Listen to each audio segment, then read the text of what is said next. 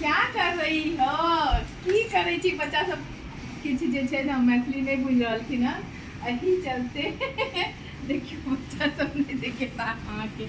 और देखियो आइ हम एतऽ से आब जा रहल छी बुझलिए त ओही चलते जे छै देखा रहल हँ ये भगवानक घर छै मंदिर छै तो भगवान के जे छै गोर लागले छै।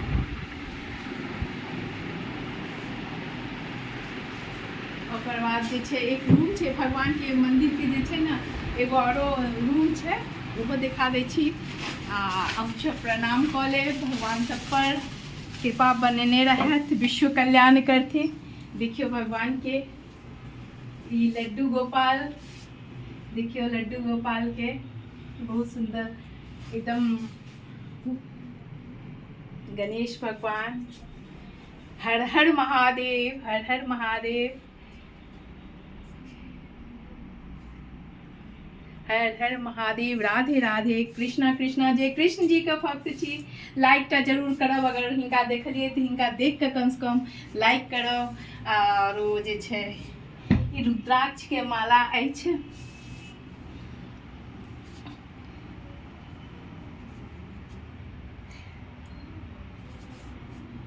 ओकर बाद जे छै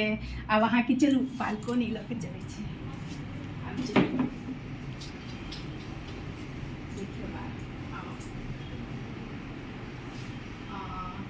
हम जे छै एतऽ देखियो एतऽ राखै छथिन गणेश भगवान की कहै छै और चलू बालकोनी के देखबै छी जे बालकोनी केहन छै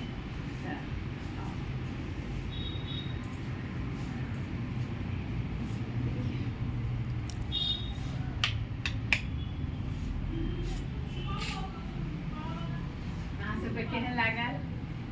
कमेंट कऽ के जरूर कहब।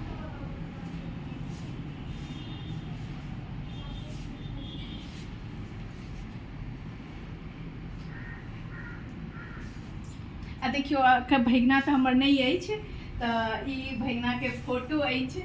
देखियो एतऽ अछि भगना के फोटो एक भगना एक भगनी है आ एतऽ भगनी अछि भगनी तऽ छै सामने में लेकिन ओ सामने नहीं आबि रहल अछि चलू आब कनी बालकोनी कनी जाइत जाइत जे छै झूलो झूल लिए देखियो ये बालकोनी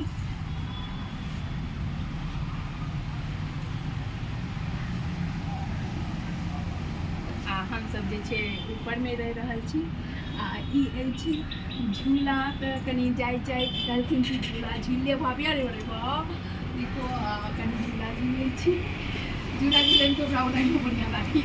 ना तो झूलै छी देखै छी हर हर महादेव हर हर महादेव